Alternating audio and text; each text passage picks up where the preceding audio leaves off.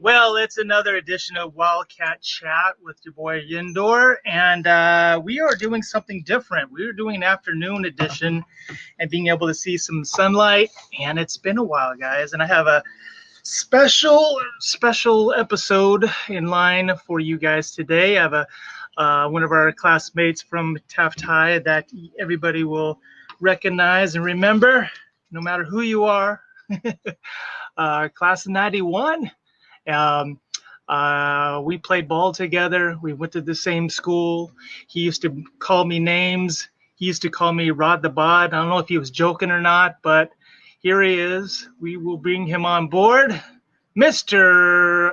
Larry Burrito Ramirez. What's going What's going on? on? Hey, bro. I Good to didn't know hear if I you. was going to call you Larry or Burrito. I'm still trying to, I'm 50-50 there, you know? Whatever you want to do, I'm comfortable with either name. No problem.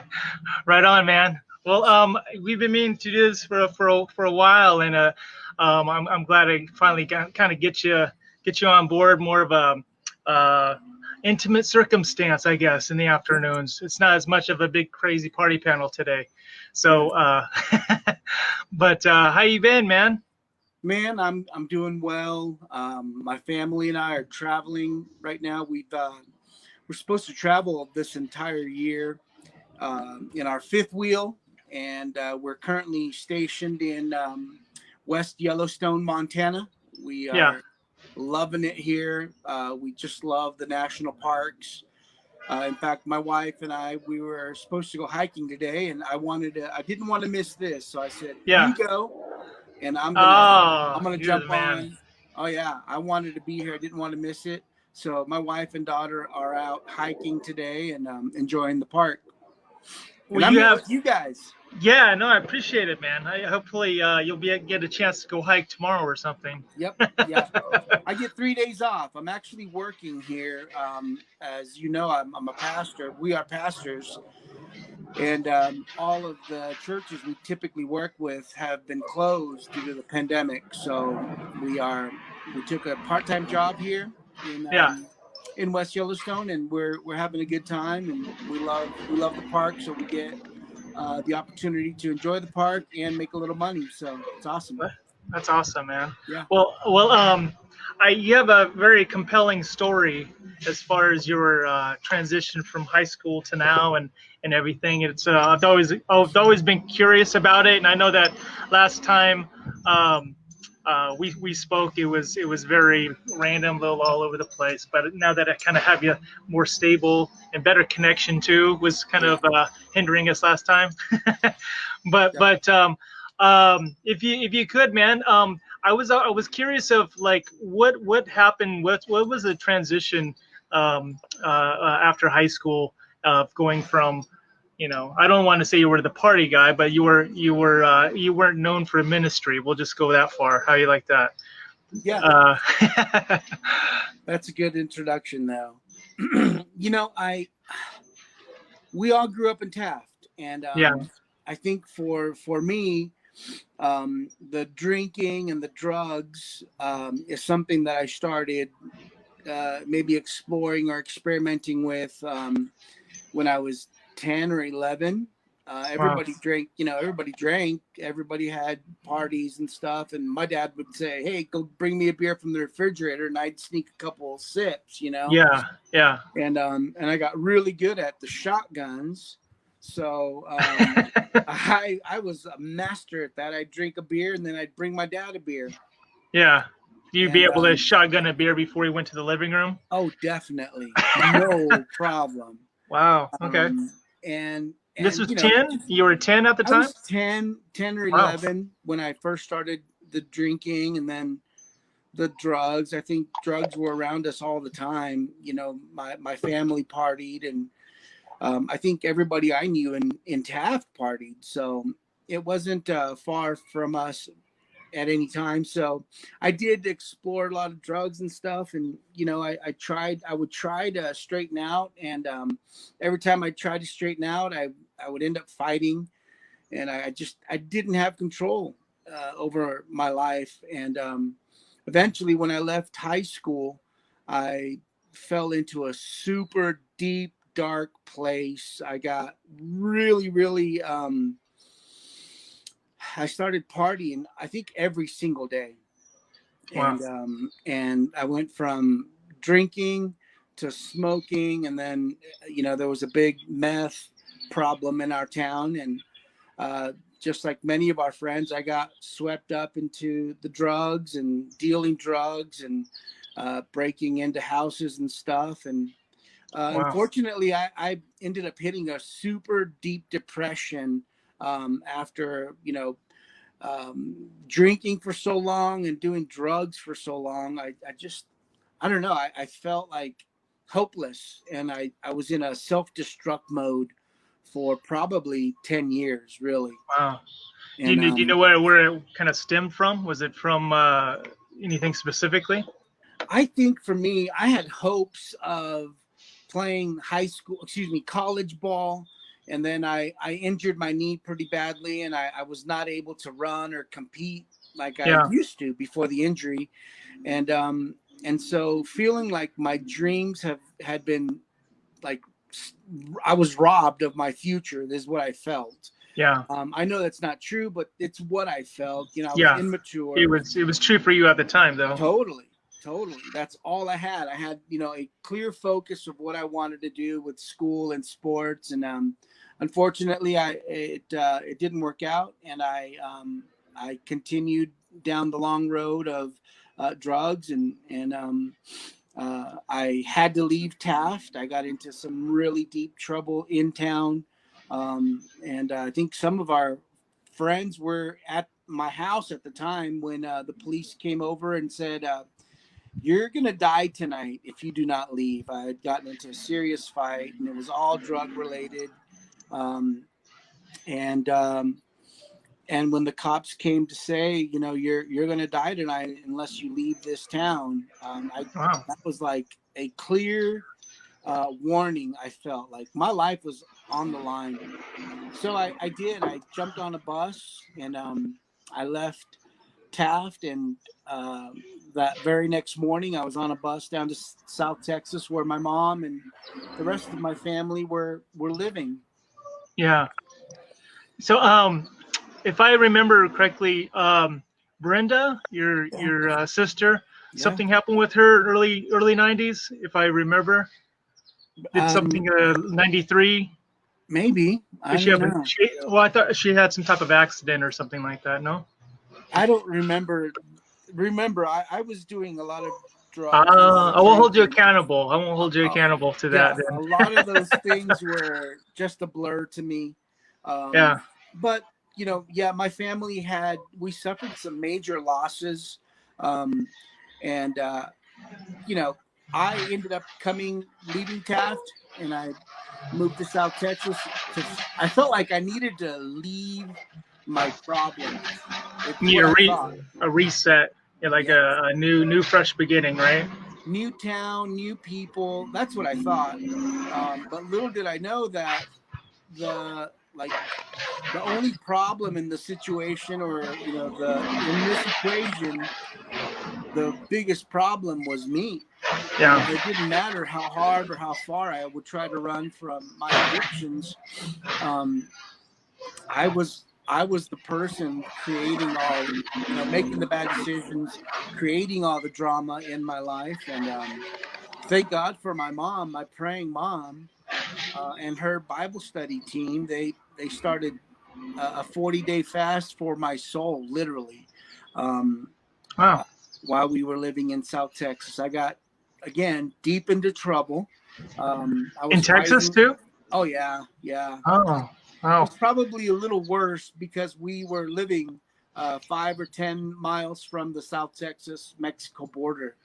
Yeah. So it was very easy to get into a lot of trouble there. So started running drugs across the border, and Oh, jeez.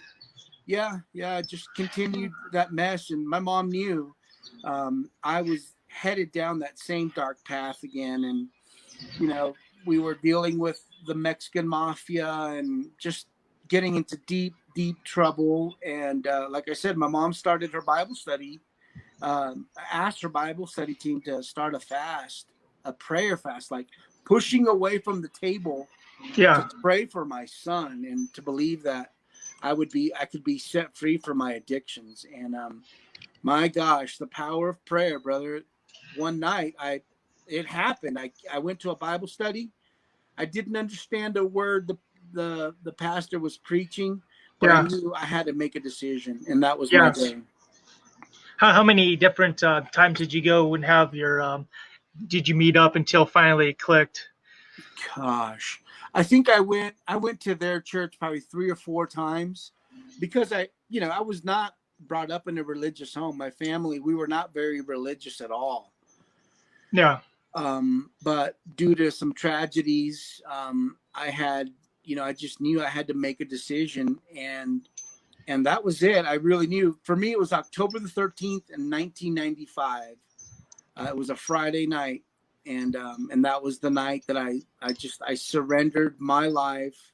It was like surrendering, giving the title of my soul, of my Yeah. life to God, and Yeah. trusting that He was the only person, the only way that I could have hope, I could be happy, Yeah. or be free from my addictions and the demons that I was struggling with. So that was my beginning.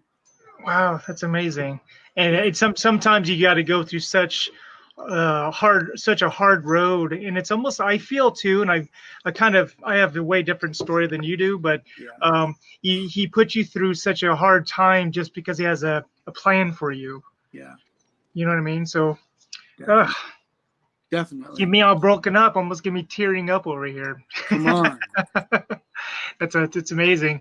I put a post up yesterday about forgiveness, and I've been Rachel has me on this devotions and whatnot, and I just read through it. I go, man, there's at least somebody out there that could benefit from it, you know. So the whole concept of forgiveness, it's just it's amazing on whenever you're able to like connect the dots of what are we here for, and also just forgiving other people. I've had a hard time like forgiving certain people in my life that have done me wrong or was whatever abusive, mean, and you're like, well, that's the last thing I want to do is forgive the person. They're not asking for it. Yeah. They don't deserve it.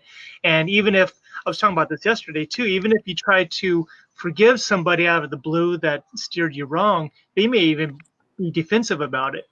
Yep. You know what I mean? Like, what are you talking about? Yeah. No, but you don't realize the impact it had on me, even Yeah. though you were just walking through your days. But yeah, forgiveness is a big one, and I myself finally feel set free from the responsibilities of me being the only person being responsible for everything in my life, and in regards to myself and in my wife Rachel, and feeling like it's all up to me. I mean, we've had a lot of supporters, over the years, Yeah. and I always felt like it was up to me to make sure she gets to the next level and then report into her supporters for over the years. And for those of you that don't know my situation, that's happened to be watching, she's been going through an eating disorder for quite a few years, and the bad habits. I'm trying to steer was trying to steer her away from them, and I tried everything. I even took her, to various hospitals, stay the night in hospitals for over 9 months, of one hospital to another hospital. They couldn't help, and to another hospital, kind of going up the ladder to Yeah. where we had to fight for her. There was a hospital in San Diego that was trying to fight for her. Um, um, I guess custody in a weird way. They wanted to have complete authority over, so we actually had to go to court over it, and they were very abusive down there. And we won that case, and we to transfer to another hospital because that hospital was wanting to keep us. But then I went all the way out to Portugal with her, and for her recovery and everything else we've gone through. And instead of having all that responsibility upon myself, letting that go and having the Lord, I didn't I never anticipated it going this way, but it is like with your situation, you had to go through so much trauma to finally find your own uh, calling. And I feel like I've kind of gone down a totally different path, but kind of leading the same with the same result, sort of thing. You know what I mean? So it's been amazing. That's awesome. Yeah, but and this has been really recent to last couple weeks. I would consider myself a Christian. Oh yeah, I believe. But then, pastor that I was listening to, Rick Warren, he was like, well, Satan believes too. Mm-hmm. You know what I mean? I go, Yeah. you got a good point. I mean, believe it's there isn't enough. You've got to have a relationship. Yeah. Then you have the trust. Then you have the faith. Then you get the blessings. And the way that I was looking at it is that I have totally not been blessed for the longest time trying to fight through this whole thing. I'm like, can I just get a break? You know what I mean? But no, hearing your story, and I mean, everything kind of lines into place. You know what I mean? So Yeah. no, I appreciate you sharing, man. Yeah, I just have a totally different perspective and angle and calling, and rather than thinking like, what's Rod's plan? What's God's plan as opposed to mine. And Yeah. I've always been trying to force my own agenda, not knowing that there was a better solution, and wish I would have gone there first, like maybe 14 years ago.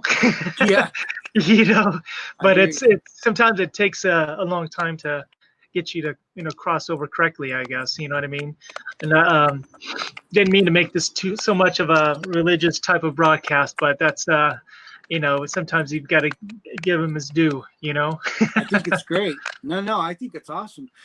For me, there are songs that we sing in church about being lost or being blind. I was blind, but now I see. That was like my experience. Again, unreligious. I was not brought up in a religious home. My folks went to church. They were good Catholics. Easter, Christmas, and Mother's Day, I think, or whatever. And but that was it. We were just by name only. But not really following the faith. And like I said, the journey that I was on was a dark journey, and I'm just grateful that God was able to rip me out, pull me out, or release like the guilt that I carried for so many years. I was a heavy drinker, but when I would drink, I would fight, and I didn't know why. I had no reason. People would look at me, wrong, and I was in a fight, or they would smirk. It was nothing. I would fight people over nothing, and I realized, man, I was so damaged. I was so hurt from whatever happened in my youth and my childhood that was the only way I knew how to relate to people, and it was to be a bully. And I'm just grateful that I was able to forgive myself. Like I said, in October of 95. And after I was able to forgive myself, like I confess, God, I'm a sinner. I'm the worst of the worst. I need your forgiveness. And then when I said it, when those words came out of my mouth, and then I started to believe, like, I can be forgiven, whether this person from my past forgives me or not. God's forgiven me. Now I can forgive myself. And after a season of, walking in faith or walking as a disciple of Jesus, I was able to forgive and even ask other people that I've hurt from my past. I started calling people, just calling people from my past that I beat up or that I've been in fights with, and just asking for forgiveness, admitting my wrong, and wanting to be right, without trying to give any excuse. It wasn't an excuse. I was just damaged. I was broken, and I was hurt. And over the years, I've used this quote: "Hurt people, hurt people." Yeah. And it's like, Dude, I know. I've lived that, and now I've had about 25 years now that my wife and I have served the Lord, and I've Wow. yeah, Wow. That's I amazing. thank So you. it wasn't that long after that you did you start to help a couple other people. Then you said, maybe this is my thing. I Dude, the mean, very next day, really? on Friday night, I went to church. I make my confession of faith, and the youth group said, we're getting together tomorrow on Saturday. Would you like to come with us? We're having an outing. Yeah. And I didn't have any Christian friends. All my friends were partiers, and I thought, if I don't do something with these guys, and it's my day off, if I don't do Yeah. something with these guys, I know what I'm going to do. I'm going to go find a beer, or find Yeah. some drugs, and just get back into trouble. So I made the decision to go to this outing, quote unquote outing, with the church group. Yeah. They didn't tell me they were going to a jail, dude. They were going to a jail to do What? How a gospel. coincidental is that, huh? Dude, Wow. it was crazy, just crazy. And by this time, I'd been living in the South Texas border valley there, Rio Grande Valley, for a few years. So I knew a lot of the gangster slang, and I knew the gangsters, and so I'm in this jail with the youth group, and I didn't speak the Christianese. I didn't understand what hallelujah meant. I Yeah. didn't know why they were closing their eyes and raising their hands. Yeah. I didn't know the songs. So I did not identify with the church people. I identified You just more try to with wrap the your head around the concept, right? totally. It's Yeah. brand new. That's my Yeah. first like worship service, really. And so I started like sliding over towards, the prisoners in the jail, because I could relate to them. Yeah. And they're tattooed and stuff, and so the youth pastor saw me sliding over to the dark side, and he said, Larry, I want you to come up, and I want you to share with this group. It was like, You mean what? while you're at the jail, you started connecting with some of them. Wow, The interesting. very next morning, I'm in that jail with the church group, And and he sensed like, well, you're vibing to the wrong group over here, Larry. Go over totally, here. totally, Let go of Burrito and become yeah, Larry, right? yeah. Well, Wow. yeah, and I'm like, I didn't know Christians didn't cuss, dude. That was all brand new, for Yeah. me. So Yeah. I'm sharing my testimony and some choice words I probably should never. I won't Yeah. repeat on Yeah. this camera, Yeah. but I did, and I got everybody's attention. Eyes were wide open, ears were perked, and I'm they sure you did. perking up and opened up people's ears. And Yeah. as I was sharing my testimony, the Holy Spirit and the love of God, just it was like, you've heard So of people talk about this presence come over you. I felt his presence. I felt the presence of the Holy Spirit come over me, and peace came over my life. And wow. I burst into tears right there in that chapel. It was a cafeteria converted to chapel, and I just burst into tears, and I could not compose myself. I could not stop crying. As much as I tried, I couldn't do it. The more I tried, the more snot and tears would come down my face. Yeah. And I'm like, what is happening? Well, my phone fell. What's happening to me? I have no idea. Wow. And the youth pastor came forward, and he gave the call. If you want to experience this, this peace with God, if you want forgiveness of your sin, like Larry just described, you can do so right here, right now. All the lights are on. Your friends are seeing you. They're going to watch you make a decision. Do you want to surrender? And within just a few minutes, like 20 plus people stood up and came forward to make a decision to follow Jesus. And I looked up, and I'm wiping the tears out of my eyes, and I realized, So you, man, you kind of had your own shotgun experience, no pun, right into there, the situation right there, huh? right Wow. there. Yeah. And Wow. that was it. It's like, I told Ruben, I told the youth pastor, dude, I want to do this for the rest of my life. Right? It's like, if my broken life, if my testimony or the stories of my life can somehow give hope to another person, I want to be used for good. I've done plenty of bad. I want to do good.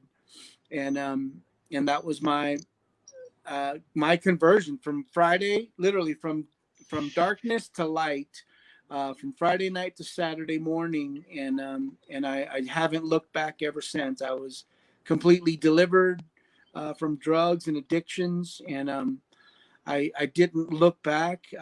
Within a few months, I went on my first missions trip into Mexico. Can you believe it? It was awesome. You're just hoping you didn't see anybody you knew in the wrong way while you were in Mexico. I didn't care. I was You didn't care. I'm ready to go.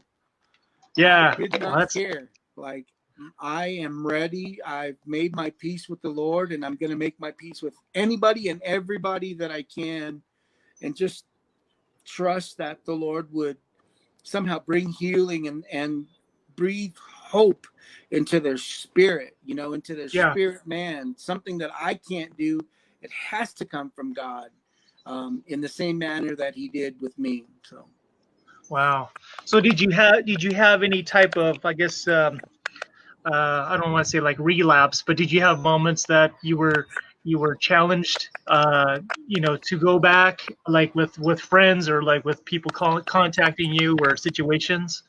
Yeah, I mean, my friends would call, but for some reason, it was almost like God literally I feel like God put blinders over them, so that they couldn't Paul see Hartman or shooting out. find me.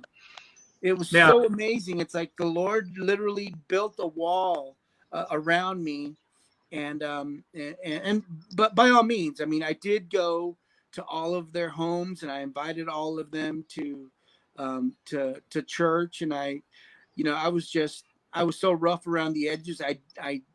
I didn't know how to present the gospel. I didn't know how to present the gospel right, in a way that would not come across judgmental, and so I did the next crazy thing, which was enroll in Bible school. Wow, I didn't know that either. Wow. Yeah, 3, maybe 4 months after I got saved, I enrolled in Bible school, and so you built your armor, basically, yeah, right? I had to. I quit my job. I quit everything. I left everything around me, to dedicate my life to the service of God. Well, I have somebody in the lounge area, Mr. Burrito. Can I call you Mr. Burrito? Is that good? Yeah. Yes. I have somebody in the lounge that's going to surprise you a little bit, and I'm sure they're going to want to show their appreciation towards you from what I've been hearing lately. And let me go ahead and bring them on board. This is your sister, Brenda. Oh, my goodness. We used to call you Baby Bean back in the day. You remember that? I remember the Baby Bean days. Yes. How you doing? Good, and you? I'm good. I'm glad I was able to pair this up. I kind of thought maybe I'll bring Brenda on when Larry is on. Maybe there's a conversation there available. Yeah. How you doing, Brenda? Good. Good. Just sitting here getting all the kids locked off at school, so it's my time now. Nice. I don't know if you caught what brother was talking about, but yeah, I didn't realize he went through so much trauma back in the day, and then the whole turnaround and whatnot. Right. You know what? Someone's microphone is clicking really bad right now. I'm trying to think of whose that is. Is it mine? I don't know. Wait, hold on one second. It might be Burritos there. Yeah. Can you hear me, Brand? Yeah, I can hear you. Let's do the Burrito. You want to pull out and then come right back onto it. Sometimes that it takes the clicking away, so it's not. Yeah. Is that cool? Okay, we'll bring it right back on. All right. Okay. Bye. Bye. All right, he's coming back on. Okay. So how you doing? I'm doing good. Sitting here at home with so many kids. It's like, oh, it's a pain. How have you been doing? Doing good. I think he's not pulling. Hold on one second. Okay. Hey, Brito, can you hear me? Yes. I think if you pull out all together and then Okay. try to log back in, All right. then it may take care of the click noise. You Cool. got it. All right. See you in a sec. Yeah. All right. Bye. I wanted to continue talking, but I was like, oh, that clicking noise. It's gonna. Yeah. Sometimes when people are listening to podcasts or broadcasting, if there's any type of like, I can't handle the audio, they Right. just check out. I wouldn't want They're that to like, happen. okay. No, I didn't realize he went through so much while he was in Taft. Yeah. I know that we were, we knew of each other. We had different clique of friends, and we didn't chill that much. But I knew of him through baseball. Right. He used to do that through baseball, and I fortunately wasn't one of the ones he was saying that he was a bully back then to some people, and fortunately, even though I was so dinky, he didn't bully me, so I never saw that side of him, fortunately. So thank you. Oh yeah, I think sometimes at the end I got the short end of the stick, like, oh, your brother this, and I used to be like, okay, whatever. Like, I don't know. I've heard so many stories of, oh, we were waiting to set you up, and I'm like, okay, like, how far do you think it's gonna get? We may argue, but I think at the end of the day, he would have had my back as he's my brother. Yeah. You know, there's So no putting in between us. you messaged me something earlier about '93. What happened in '90? You were in an accident in '93. Yeah, in '93, me and a bunch of a group from Templo Bethel. Back at that time, my mom wanted us to like really get into church, and we were really going to church. And at that time, There he is. She's telling about the situation. She actually messaged me earlier about '93. I didn't know if you were gonna remember something happening in '93. She was just explaining what happened back then. Go ahead, Brenda. Sorry. So a bunch of us in church, I guess we got into a really bad car accident. And out of all of us, I was the only one that was like hit the most, because I guess I was like in the middle. I was the smallest one. So when the car impacted, I think the lady was going at 100 and something, and we were parked. And so when the car hit us, we fell into a ditch. And I remember like my mom was like, what did you do? And I'm like, we weren't even doing anything. You know, we were just getting done with church, and we were just sitting there parked. And some of the moms would open up their houses, and they would let us like get together and have parties, you know, just get together, smoking the game and stuff. And it was pretty fun. And I just remember like my mom and my family like, really having our back then. So I just remember my brother telling me, you know, I may have not been there always for you, but you know, I'm here if you need help getting back on your feet or whatever you need to do, because you know it was really, really hard. It was a really and so were you injured? Did you? So you hit and you went into a ditch, sort of thing? we fell into a ditch, and I was the only one that I guess when the jaws of life came and they pulled me out, I felt like I didn't remember who I was. I couldn't remember everything. And so I have like 3 bulging discs in the lower back, and I have like nerve damage in my back, and then my kidneys didn't recover from that. So wow. So you were parked, and then the car hit you. And when the car hit us. It was projected they were going like 100 miles an hour. Mm-hmm. Wow. Yeah, we were parked, so it was pretty bad, you know. And I remember, you know, like my mom telling us, like, you know, this is when we need to get together. We need to, you know, kind of figure things out and stuff like that. So I think Larry at that time was working at HEB, right? Or maybe a little bit before then. I think he was at HEB. I don't remember, but I don't know. We're not holding him accountable for anything that happened before '94. Is that what you said, Larry? What year was it that you? '95. I gave my heart to Jesus. 19. You know, most people may not know this, but Brenda and I, like, not only was I a bully to the everybody outside of my family, but I was probably you weren't a bully to me. You were off broadcast. I was just saying. Fortunately, you wasn't a bully to me. You were never a bully. Just so you know, I appreciate that part. Thank you. Well, I was like a monster at home, and I would pick on Brenda, my little sister. I picked on everybody. And as I mentioned, I was in such a dark place that I would physically and verbally abuse my family. And shortly, like, I would say within the week that I gave my heart to Jesus, I read the Bible for the very first time. And in the Bible, the book of Matthew, it talks about asking for forgiveness. If you want to be forgiven, you've got to give forgiveness. And so that very morning, at in my discipleship, I left the discipleship, left everything, and I drove to Brenda's house. It was the very first time I have ever said, Brenda, I love you. Please forgive me. I hugged her. I think I scared the hell out of her, though. Hell is not a bad word, folks. Yeah, no, go but I was being a little forceful. It's like, I want to be completely right with God. I want to ask God for forgiveness, and I want my sister to forgive me, and I want her to know that I love her. And you know, for a long time, and I didn't know this, again, because of my state of mind, my mental state of mind under the influence of drugs and alcohol, I just didn't know the lies that I was living in. Yeah. You know, clouded. It was like a surreal clouded. 100%. Yeah. And my mom was there. I mean, I made sure my mom came with me because I wanted Brenda to be disarmed and not feel like I was going to beat her up, or her husband at the time.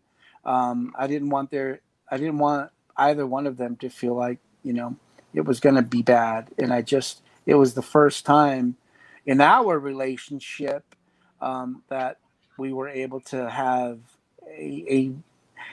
just a sense of healing and a sense of love, and which I was not great at doing that. How did you take that, Brenda? I mean, that moment? It was good because at that moment I was in were you kind of like come in, let's stay away sort of thing, or what? Well, not really. It's just I was in a really bad relationship at that time, and I really needed help. I needed out. I had never known what it was like to be with a man that would hit you and say, I'm going to kill you if you don't do what I want. And at that time I did. I had a lot of money and we went through it like water. Like it was just water, you know, him too on his drugs and everything and just going crazy. And I was just like, dude, I don't know what to do. I don't know how to get out. I don't know how to run away. I just and you were in Texas at the time, right? Yeah. So you literally just drove over to her. Oh wow. Okay. Oh yeah. Got you. So when did you leave to Texas, Brenda? We came, I think, in '92 with my mom. But you were already over there. Yeah. Was it still in Taft? Yeah. Gotcha. Wow. So it's been a long, long journey, but it's a good one. Like, you know, the healing and just everything. I think Texas did a lot of good for us. Spiritually, you know, with my mom making us go to church and, you know, really buckling down. So I think it was a good move, even though selfishly we're like, why, you know, why'd you take us away from what we're used to? But it was a good choice, I think. I mean, I made a lot more mistakes over here than I did in Taft, but because I was so sheltered, you know, everybody was like, can't date Burrito's sister. Like, what's wrong with you? He's going to beat you up. Yeah. I was like, yeah, no. I'm just playing. Well, what are things now as far as with the relationship in Texas? You're in Texas still, right? Yeah. Is it someone? Did you work through it, or is it someone else that you're with now, or? No, I mean, it's just between me and him. We kind of just, you know, had our moment, and that was it, and we just forgave each other. With the husband that you were with before. I'm not with him anymore. I'm not with him. Yeah. So. Yeah. Oh no. It did. Thank God, you know, it didn't work out, and it was kind of sad because his parents were like evangelists, and I really thought like, oh, this guy's different. It's not going to be that way, and it was like, it's crazy. Just the things, you know, you don't really think about it. You know, he introduced me to a lot of things, and I'm kind of grateful, you know, just by seeing my brother, I didn't fall into like the drugs and stuff. And he was just something else, something I'd never seen in my life, and it just didn't work out. So now I have the other one, and it's like, oh my gosh, I have 2 kids. I look like Larry, and I'm like, oh. When they met They, each other, it was like, oh my God, this they is look so like mini cool. me. Did they really? They look like mini me. You Yeah. say Ramirez #3 on their jersey, the whole Oh, nine. yeah. It's, Well, it's probably like 333. Three, mhm. three. We're big. Oh Yeah. yeah, big boys. Yeah. My son All was like, oh my God, Mom, you were kidding. Your brother's big. I'm like, I'm right. telling you, keep picking on me. And he's like, mm-mm. I bet you're an awesome Uncle Larry, though, right? Yeah. Well, I, they know. They know. They know no more. Like, they asked him a lot of questions, like, was my mom bad? And he's like, no, not really. I'm like, I was the good one.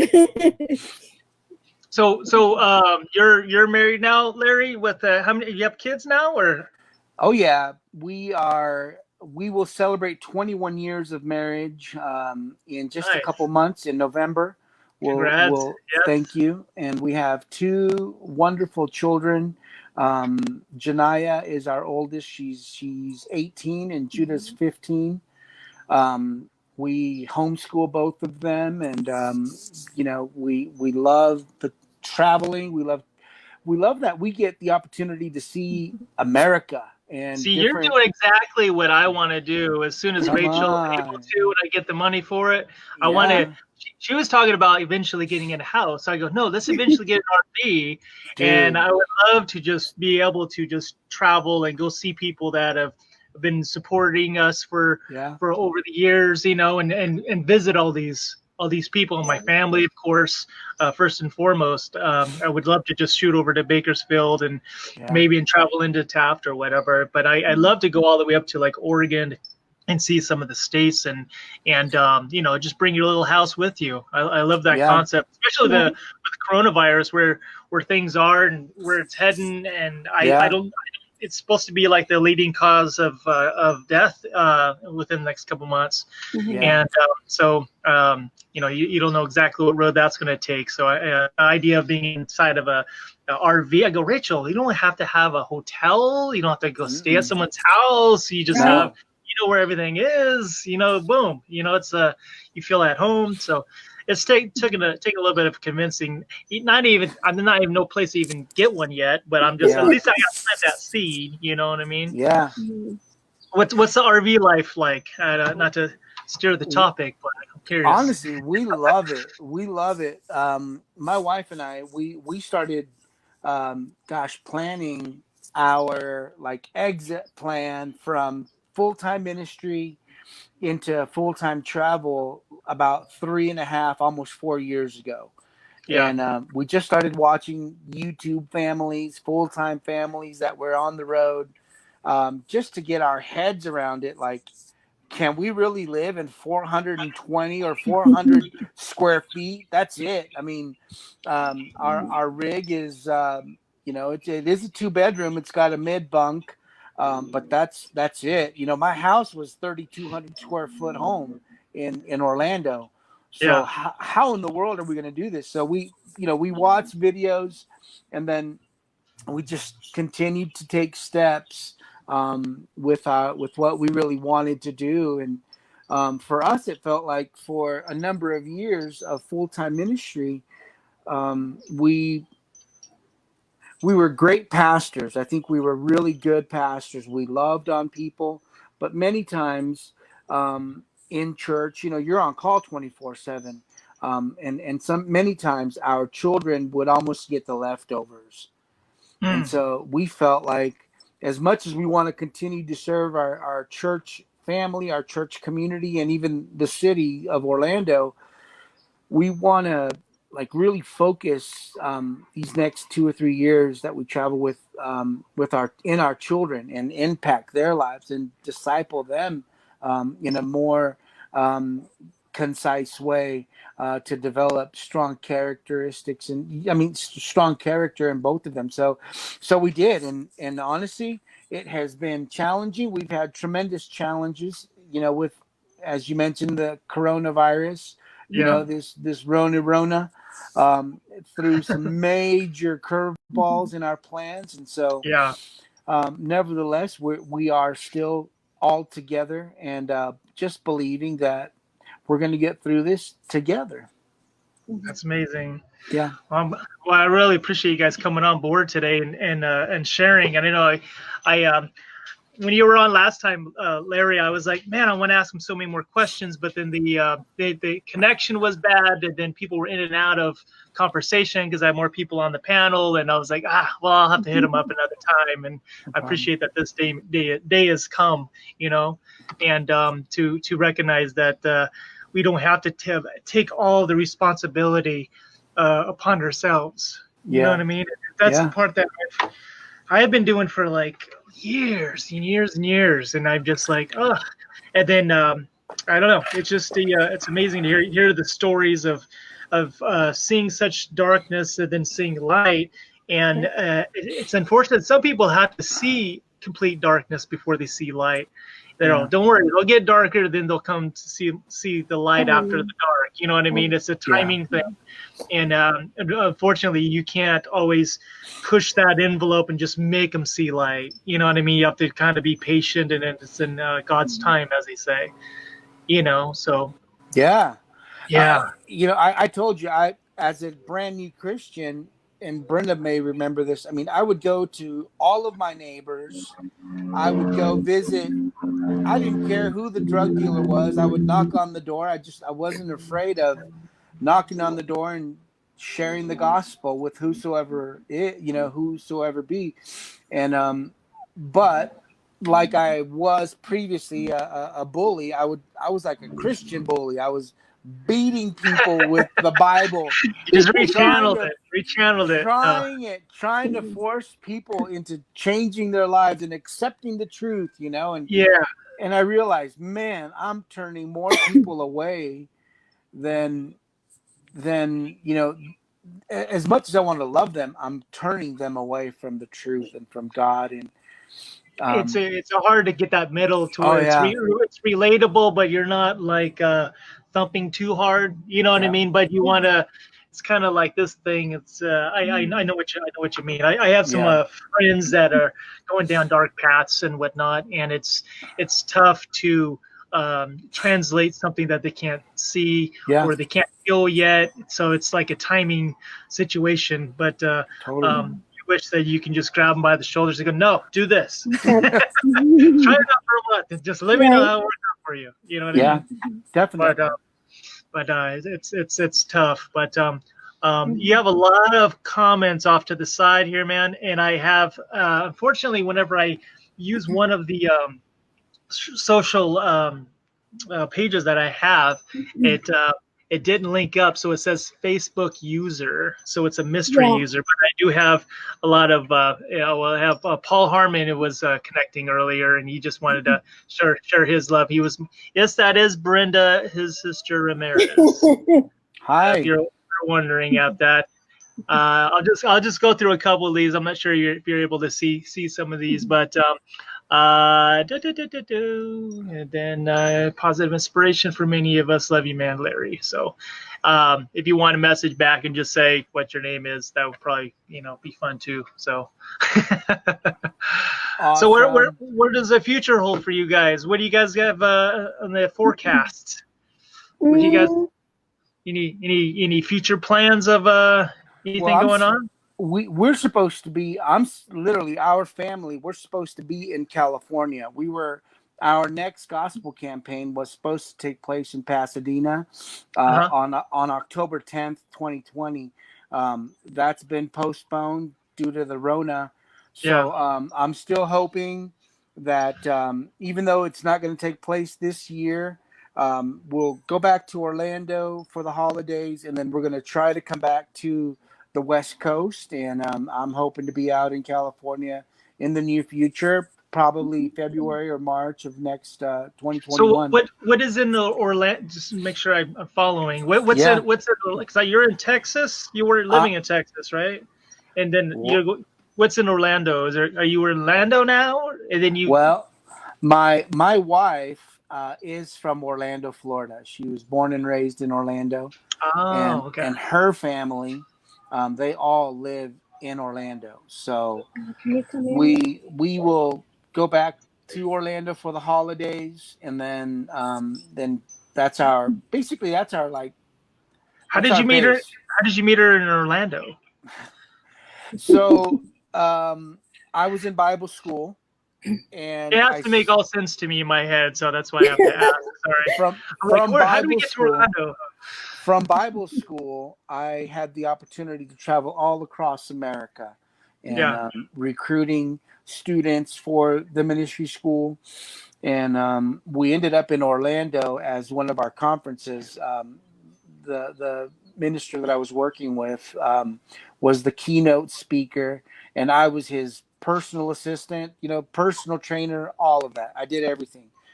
And while I was there, I ended up meeting this super sweet, awesome young lady. Yeah. And little did I know that she was going to be the girl to She's marry the me. one. She was the Wow. one. Yeah.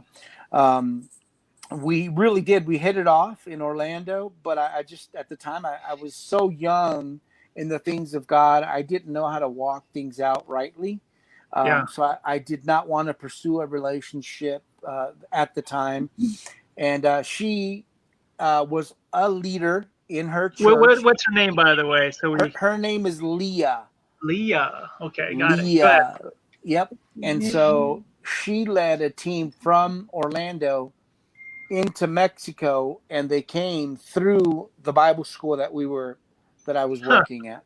Yeah. And so I led the team into Mexico. I was one of the main translators for the team. Yeah. And so while we were there, man, I saw this hunger, this fire for the things of God in Leah. And I just, like, I came to life. I felt like, oh my gosh, I haven't had these feelings for a woman in, years. But more than that, I want to do this thing right. I don't want to stain God's name. I want to do this right. And I got her pastor's blessing and my pastor's blessing, and I followed a whole chain of people who were kind of counseling us on how to walk out a life in Christ and in purity. Wow. So she remained in Orlando. After that week of missions work, she flew back to Orlando, and she stayed in Orlando for the next 2 years. And we courted long distance for the next 2 years. And I was advised not to ask for her number on the mission trip. They told me, wait for her to go home in case this doesn't work out. Wait for her to go home, and then, contact her at her house. And I did. I followed the strict guidelines of dating in the church. Yeah. And when I called her house and she answered the phone, I said, Leah, this is Larry Ramirez from South Texas. I love you and I want to marry you. And that was my first conversation. That's the first conversation. Wow. Yeah. And she said, great, I love you too. She said, proposed over the phone, and you didn't even have FaceTime back then. Nope. Wow. And wow. she said, when I first met you in Orlando, when you were here for the conference, God spoke to me and said, this is the man that's going to be your husband. He's a strong leader. Wow. And so we started our 2-year, almost 2.5-year courtship that night. And we've, to this very day, we still resolve any disagreements or arguments over the phone. We can't be in the same room. I have to get in the truck, drive, call her, and then we resolve our differences over the phone. But that's how it started. You know what's funny is whenever I have a disagreement, we'll call it with can you see my fingers? Disagreement with Rachel, or if I'm like, we should do this, and we start to, we used to just go ahead and just butt heads and just try to figure it out and just grind it, and then but we go, you know what? Let's just pray about it. We'll talk about it later. You know what I mean? So two things happen. That's good. Now the emotion level goes down. Now you're also getting guidance, and then we come back to the conversation. You're like more clear-headed, and then that's been able to reduce a lot of like tension, I guess you could Oh, say, yeah. because when you're fighting through something that she's going through, there's a lot of if you're not the one fighting, if you're the more of a, I guess, clear-headed one, I guess you could say, in the area, you're like, no, just do this. There's nothing holding you back. You don't have Right. a eating disorder. You don't have these types of thoughts. So you're just saying, oh, just do the right thing, or just go over here, or just do this. So it's debilitating, and you get frustrated, and there's a lot of like, and then I've learned also, if I show that, then, and if I get too controlling, then that just ups the eating disorder voice. So the concept behind it. I'm not sure if you guys have worked with anyone or know of anyone that's gone through mental disorders or whatnot, but it's hard to sit back and just watch or not be involved, especially with being a personal trainer history that I have. That you're usually, well, that's my job. I'm supposed to go in and fix it. Yeah. You know what I mean? And feeling like I just got to go in and fix it. And when it's not getting fixed, you get frustrated and like, well, I already know how to fix it. Just do this, or just do the, you know what I mean? But it's not as easy to get through as people may think. A lot of people are saying, well, just make her, just control her, just do this or just do that. I go, even going into an eating disorder facilities sometimes isn't even the right answer if it's if they don't handle the situation the way that they should, So it's been very uplifting to know that there's someone else out there that can help, that I wasn't looking for, or for guidance through all these years. Lackadaisically, I could say it's almost like a distant friend that, oh, that he's there, but I believe he's there, but it's not like we talk all the time. But I know that the closer of a relationship that I may have been getting, that has been alleviating a lot of stress, and then it's also it's made me more wanting to communicate with my past. Hence, that's why we're here in the first place, right? Yeah.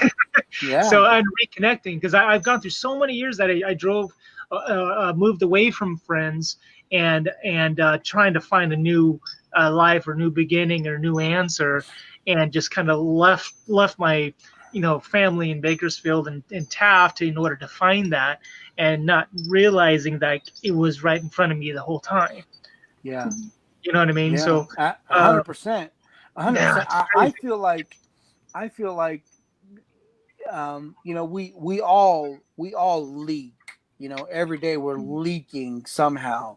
My bad attitude, or I woke up and I've got a headache or whatever. I'm not 100%, or whatever the situation may be. And so I feel like, to be filled again with love, has been like the thing that I strive for.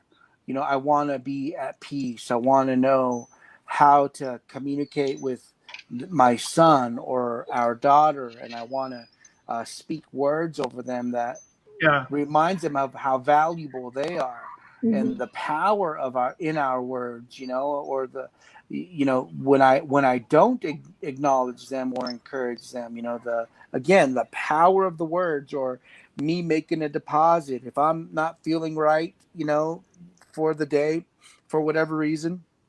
It's like understanding I have a choice to overcome my own situation, get my head on straight, and then look at the people around me in the lives that I get to affect every day. And our children they've been our primary goal, like really to build them up. That's been the goal for the last year and a half. Not that there's anything wrong with them. We just, like I said before, we just didn't spend that quality time with them. And now here it is, and we get to really be together and as a family unit. And even then, sometimes I don't know how to say the right things. And I don't know, Brenda, if you'll remember this, but like we did not talk much in our home. It's like we were not allowed to talk. to each other, or we did not resolve problems verbally. So It was like this. Bring it was always a fight. It was always a fight in our home. And so, you know, for me, my wife is like the biggest peacemaker you'll ever meet. She's like a beautiful Florida girl. She's just amazing. Brenda, you get approval on this wife? Is there approval? Yeah. You better. She's like, already, I'm gonna get she's you. Ready. She's ready. No, I'm texting her right now. I'm kidding. No, Uh-huh. Leah, come on board. Where are you? Yeah. No, it's just, but the truth is like I'm still learning. I'm still learning. 25 years later, I'm still learning how to communicate, because I don't know how to express everything that's in my heart, and I want to encourage. I want to build up. I want to be able to edify and bring wisdom and counsel to every person that I meet every day. So I was talking to Rachel yesterday, and I was telling her, I mean, see if you feel the same way. It's almost like the deeper you invest, more time you invest, the more you put yourself into learning. It feels like your cup fills up a little bit more, like like you say, with the Holy Spirit kind of brings it up even higher. And like, wow, okay.